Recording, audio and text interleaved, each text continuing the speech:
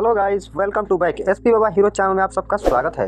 अगर आप हमारे यूट्यूब चैनल को सब्सक्राइब नहीं किए हैं तो सब्सक्राइब कर दें और बेल आइकन को ऑल पे कर दें ताकि अगली बार जब हम वीडियो लेके आएँ तो नोटिफिकेशन सबसे पहले आपके पास पहुँचे।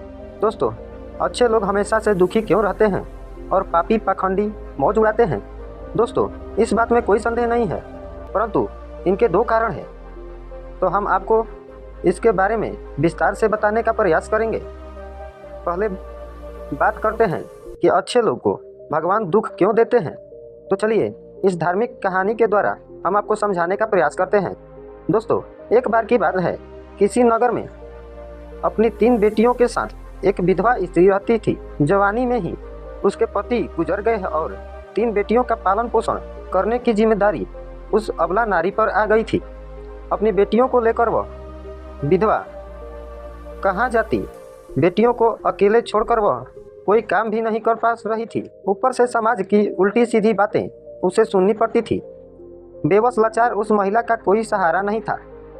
वह अपने पति को याद करके उन बच्चियों को जैसे तैसे पाल रही थी। फिर एक दिन वह अत्यधिक चिंता करने के कारण बीमार पड़ गई थी। ऊपर से उन बच्चियों की चिंता थी कि उनका क्या होगा, कैसे इनका पालन पोषण होगा। इन्हीं बातों को सोच सोच कर एक दिन उसकी तबीयत बिगड़ गई और उसका अंतिम समय निकट आ गया। मृत्यु के समय यमराज का एक दूत उस विधवा स्त्री के प्राण लेने के लिए उसके पास पहुंच गए। यम का दूत उस स्त्री के प्राण लेने के लिए ही आया था, किंतु वहां का नज़ारा देखकर वे विडंबना में पड़ गया। उसने देखा कि वह विधवा स्त्री जमीन पर चेत अवस्था में पड़ी थी और उसकी 3 बेटियां उसके पास बैठकर रो रही हैं। यह दृश्य देखकर उस यम के दूत को बहुत दया आ गई। उससे उन छोटी छोटी बच्चियों का दशा देखा नहीं गया। सोचने लगा कि यदि मैं इस स्त्री के प्राण लेकर यमपुरी चला गया तो वह बच्चियां बेसहारा हो जाएंगी। उन्हें सहारा कौन देगा? इनका पालन पोषण कौन करेगा? फिर कुछ देर तक सोचने के बाद यम का दूत उस विधवा स्त्री के प्राण लिए बगैर ही यमलोक लौट जाता है। यमलोक पहुंचने के बाद यमपुरी के राजा यमराज ने उससे पूछा कि तुम खाली हाथ क्यों आए? तुम तो उस विधवा स्त्री के प्राण लेने गए थे। तब उस यमदूत ने कहा, स्वामी, मेरे भूल को क्षमा करो। मैं चाहकर भी उस स्त्री के प्राण न ले सका। मेरी जगह पर आप भी होते तो शायद आप भी उस स्त्री को जीवन दान दे देते। मुझे उस विधवा स्त्री की मासूम बच्चियों का दुख देखा नहीं गया। जब मैं प्राण लेने गया तो मैंने देखा कि उस विधवा स्त्री की 3 छोटी छोटी बच्चियां हैं और वे सभी उनकी मां के शरीर से लिपटकर रो रही थी। यदि मैं इस स्त्री के प्राण लेकर चला जाता तो उन बच्चियों की देखभाल कौन करता? उन्हें भोजन कौन कराता? मृत्यु लोक पर रहने वाले मनुष्य अत्यंत स्वार्थी और मतलबी हैं। कोई भी उन बच्चियों की मदद नहीं करता। यमदूत बोलता है, धर्मराज, मेरी आपसे विनती है कि आप उस विधवा स्त्री को उस समय के लिए जीवन दान प्रदान कीजिए ताकि वह अपनी बच्चियों को पाल पोस कर बड़ा कर सके। यमदूत की ऐसी बातें सुनकर धर्मराज ने कहा, हे दूत, इस संसार के सभी प्राणियों की मृत्यु निश्चित समय पर ही होती है। ना कोई किसी की आयु घटा सकता है और ना कोई बढ़ा सकता है। ना तुम किसी को जीवन दे सकते हो और ना समय से पहले किसी के प्राण ले सकते हो। जिसके भाग्य में जो लिखा होता है वह उचित ही होता है। तुम किसी के भाग्य को बदल नहीं सकते। तुमने आज सृष्टि के नियमों का उल्लंघन किया है। तुमने बहुत बड़ा अपराध किया है, इसीलिए तुम्हें इसका दंड अवश्य भोगना पड़ेगा। जाओ, अब तुम पृथ्वी लोक पर मनुष्य के रूप में जन्म लो और अपने द्वारा किए गए अपराध का दंड भोगो। फिर यमदूत ने कहा, हे प्रभु, धरती लोक पर से मेरा उद्धार कब होगा और कैसे होगा? तब धर्मराज कहते हैं, हे दूत, धरती पर जाकर जब तुम 3 बार अपनी मूर्खता पर लिखा कर हंस लोगे तब तुम्हारा उद्धार हो जाएगा। दोस्तों, इतना कहकर धर्मराज ने उस दूत को धरती पर ढकेल दिया। वह धरती लोक पर मनुष्य शरीर में आ चुका था। उसके शरीर पर वस्त्र नहीं थे। मृत्यु लोक का एक नियम है कि जब कोई मनुष्य जन्म लेता है तो उस समय वह नग्न होता है। इसीलिए वह निर्वस्त्र ही एक सड़क के किनारे ठंड में पड़ा था। फिर वहीं से एक मोची गुजर रहा था। वह मोची ठंड से बचने के लिए अपने बच्चों को कपड़े लेने जा रहा था। रास्ते में ठंड में एक नग्न व्यक्ति को देखकर उसे दया आ गई। उसने अपने बच्चों को तो कपड़े नहीं लिए, लेकिन उस यमदूत को कपड़े और कंबल खरीद कर दे दिया। वह यमदूत बोला, हे भाई, तुमने मुझे कपड़े और कंबल देकर बहुत बड़ा उपकार किया है, पर मेरा ना कोई परिवार है, ना मेरे पास घर है और ना भोजन का कोई साधन। तब मोची बोला, भाई तुम मेरे साथ चलो, मैं तुम्हें भोजन और काम दिलाता हूँ। फिर वह मोची उस यमदूत को लेकर अपने घर पर पहुँच गया। उधर मोची की पत्नी ने देखा कि उसका पति बच्चों के लिए कपड़े लेने गया था, लेकिन लाया तो कुछ नहीं, उल्टा एक आदमी को घर पर लेकर आया।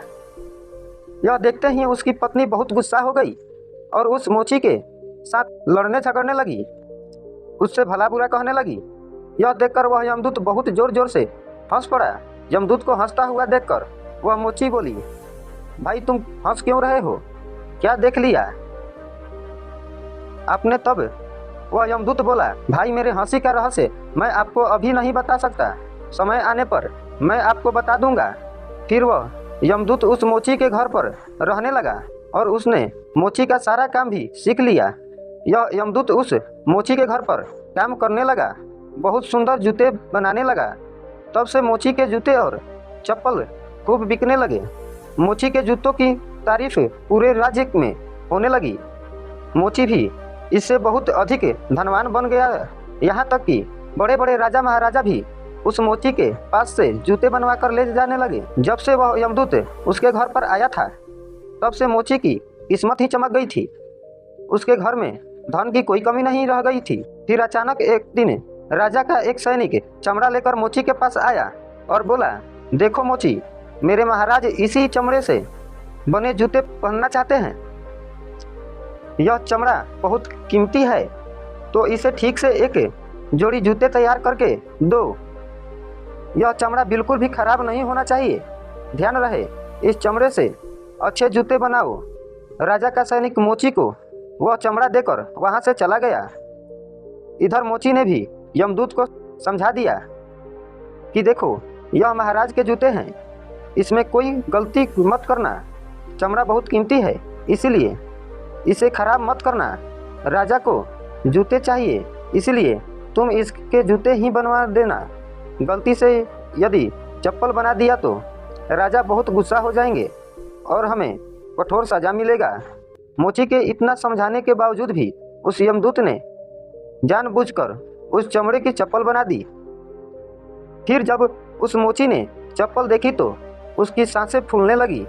वह उस यमदूत को डांटने लगा, यहाँ तक कि डंडा लेकर उसे मारने के लिए दौड़ा और कहने लगा, अरे मूर्ख, यह तूने क्या कर दिया?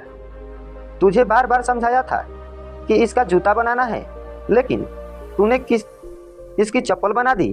अब राजा हमें नहीं छोड़ेगा, तू तो भी मरेगा और तेरे साथ मैं भी मारा जाऊंगा। वह हमारे पूरे परिवार को सूली पर चढ़ा देगा। मोची को अत्यंत दुखी देखकर यमदूत एकदम से खिलखिला कर हंसने लगा। इससे हंसता देख मोची बोला, अरे मूर्ख आदमी, सारा काम बिगाड़ कर अब हंस रहा है। तब यमदूत ने बोला, यह देखो, जूते लेने के लिए राजा का सैनिक आ रहा है। सैनिक को देखकर मोची के हाथ पैर फूल गए कि अब यह जूते मांगेगा तो मैं कहाँ से दूंगा। तब तक वह सैनिक पास में आ गया और बोला, हे मोची भाई, कल मैं जो तुम्हें चमड़ा देकर गया था, उसके जूते मत बनाना, चप्पल बना देना, क्योंकि राजा साहब का देहांत हो गया है और यहाँ की यह प्रथा है कि मरने वाले व्यक्ति को चमड़े की चप्पल पहनाकर अंतिम क्रिया की जाती है। दोस्तों, सैनिक की बात सुनकर मोची को ऐसा लगा जैसे मरे हुए शरीर में प्राण फिर से आ गए हो। उसके हाथ से डंडा छूटकर जमीन पर गिर पड़ा और उसने दूत के पैर पकड़ लिए और उसे माफ़ी मांगने लगा। यमदूत मोची की इस हरकत पर खूब जोर शोर से हंसने लगा। मोची ने पूछा, हे भाई, तुम क्यों हंस रहे हो? तब यमदूत ने बोला, हे भाई, समय आने पर मैं अपने हंसी का कारण बता दूंगा। फिर एक दिन के बाद मोची की दुकान पर 3 नौजवान लड़कियां एक बुढ़िया के साथ आई थी। उन तीनों लड़कियों की शादी होने वाली थी। वे अपने लिए जूते का नाप देने आई थी। उन लड़कियों को देखकर यमदूत ने पहचान लिया कि यह वही 3 लड़कियां हैं जिनकी मां को ना ले जाने के कारण आज मैं अपने किए की सजा भोग रहा हूं। पर यह लड़कियां तो अब जवान हो चुकी हैं, काफ़ी सुंदर भी हैं, किसी अच्छे घर में पली बड़ी मालूम पड़ती है। तब यमदूत ने उस बुढ़िया से पूछा, हे माता, यह तीनों कन्या कौन हैं? उस बुढ़िया ने कहा कि उनकी माँ बचपन में ही छोड़कर चली बसी, इनका कोई सहारा नहीं था, तो मैंने इन्हें अपने पास रख लिया। मेरे पास करोड़ों की दौलत है, पर दुर्भाग्य से मेरा कोई नहीं है, तो मैंने इन्हें अपने पास रख लिया, इन्हें पढ़ाया लिखाया, इनकी परवरिश की। आज बहुत ही ऊंचे घराने में इनका विवाह करने जा रही हूँ। लड़कियों का भाग्य देखकर यमदूत सोचने लगा कि परमात्मा जो करता है अच्छा ही करता है। यदि उस समय उनकी माँ नहीं मरती तो यह तीनों भाग्यवान गरीब भूखमरी में पड़ी होती। इनकी माँ के मरने के कारण लड़कियां बहुत बड़े घराने में पहुंच गई और इस बुढ़िया की करोड़ों की संपत्ति का मालिक भी बन चुकी हैं। यह बात सोचकर पहले ही की अपनी मूर्खता को याद करके वह यमदूत जोर जोर से हंसने लगा। अब वह 3 बार हंस चुका था। यमदूत को हंसता देख मोची ने पूछा, हे भाई, अब तुम किस लिए हंस रहे हो? कृपया अपनी हंसी का रहस्य समझाओ। तब यमदूत बोला, हे भाई, मैं 3 बार हंस चुका हूँ, अब मैं तुम्हें अपनी हंसी का कारण बताता हूँ। सुनो, मैं एक यमदूत हूँ। अभी अभी जो 3 लड़कियाँ जूते का नाप देने आई थी, जब यह तीनों छोटी थी तो उनकी माँ मर गई थी। इन तीनों लड़कियों पर तरस खाकर मैंने इनकी माँ के प्राण नहीं ले गया। उसी कारण से धर्मराज ने मुझे श्राप देकर धरती पर भेज दिया। मैं निर्वस्त्र एक सड़क के किनारे पड़ा था। तब तुमने मुझे अपने घर बुलाकर तुम्हारी पत्नी तुमसे खूब लड़ी थी, वह भी इसीलिए कि तुमने अपने बच्चों के कपड़ों के पैसे से मेरे लिए कंबल और कपड़े खरीद दिए। तब मैं पहली बार तुम्हारी पत्नी को देखकर बहुत हंसा था। तुम्हारी पत्नी उन पैसों को देखकर दुखी हो रही थी जो तुमने मेरे ऊपर खर्च किए थे, पर तुम्हारी पत्नी उस लाभ को नहीं देख रही थी जो मेरे आने के कारण तुम्हारे घर की किस्मत बदलने वाली थी। दूसरी बार मुझे हंसी तुम्हारी मूर्खता को देखकर आई थी, जब तुम मुझे राजा के लिए जूतों की जगह चप्पल बनाने के लिए डांट रहे थे। तुम केवल उस राजा के जूतों के बारे में सोच रहे थे, किंतु तुम्हें यह पता नहीं था कि राजा के साथ क्या घटना घट गई है। पूरे गांव को पता चल गया था कि राजा की मृत्यु हो चुकी है, लेकिन तुम्हारा ध्यान तो राजा के जूतों पर ही था। हम वही देखकर या सोचकर हर्ष बनाते हैं जो हम देखते हैं, पर हम उसे नहीं देख पाते जो हमें दिखाई नहीं देता, पर होने वाला ही होता है। कई बार आत्मा हमारे अच्छे के लिए, हमारी भलाई के लिए हमारे साथ कुछ बुरा करती है, पर हम उसी बुरे को देखकर परमात्मा को खसने लगते हैं। हम उस अच्छे को नहीं देख पाते हैं जो भविष्य में हमारे साथ होने वाला होता है। कई बार हमारे साथ अच्छा होता है, पर भविष्य में हमारे साथ बुरा हो जाता है। उस घटना को हम नहीं देख पाते हैं। किसी घटना के साथ अच्छा या बुरा दोनों तरह के परिणाम जुड़े होते हैं। हमें हर घटना को समय की होनी समझकर चलना चाहिए। दोस्तों, अब हम आपको बताते हैं कि अच्छे लोग दुखी क्यों रहते हैं। इसके दोनों कारण यही है कि पहली तो अच्छे लोग के साथ बुरा इसलिए होता है कि बाद में उनके साथ कुछ बहुत अच्छा होने वाला होता है। दूसरा कारण यह होता है कि जब मनुष्य के साथ बुरा होता है तो वह ईश्वर के पास चला जाता है, ईश्वर का नाम स्मरण करता है, जिससे उसके सभी पाप और दोष मिटने लगते हैं। ईश्वर की भक्ति ही मुक्ति का सच्चा मार्ग है, जो कि केवल अच्छे लोगों को ही ईश्वर की भक्ति करने का मौका बार बार नहीं मिलता। तो दोस्तों, इस प्रकार से वह यमदूत उस मोची को यह सीख देकर वह यमलोक चला जाता है। आपको यह कथा कैसी लगी? अगर अच्छी लगी होगी तो हमारे YouTube चैनल को सब्सक्राइब करके बेल आइकन को ऑल पे कर दें और कमेंट में जय श्री कृष्ण अवश्य लिखें। साथ ही चैनल को सब्सक्राइब करना ना भूलें। दोस्तों, एक वीडियो को बनाने में हमें बहुत ही समय लगता है और आपको सब्सक्राइब करने में 1 मिनट भी नहीं लगेगा, तो प्लीज़ सब्सक्राइब करना